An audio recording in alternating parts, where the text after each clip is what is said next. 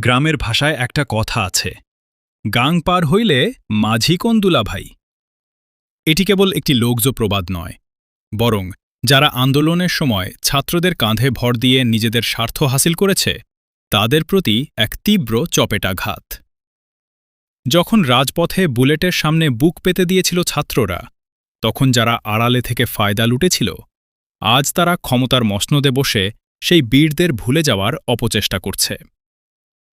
হাসনাত আবদুল্লার এই মন্তব্য সেই সুবিধাবাদী চক্রের প্রতি এক চরম সতর্কবার্তা। হাসনাতের অবস্থানের ন্যায্যতা।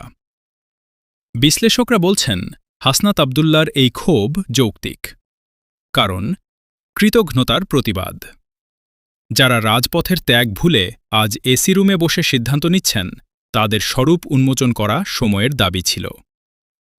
পরিবর্তনের অঙ্গীকার। তিনি বুঝিয়ে দিয়েছেন, তরুণ সমাজ কেবল সরকার পরিবর্তনের জন্য লড়েনি, বরং একটি বৈষম্যহীন নতুন বাংলাদেশ গড়ার জন্য লড়াই করেছে। নির্ভীক সত্যকথন। কোনো রক্তচক্ষু বা পদের লোভ তাকে সত্য বলা থেকে বিরত রাখতে পারেনি। উপসংহার।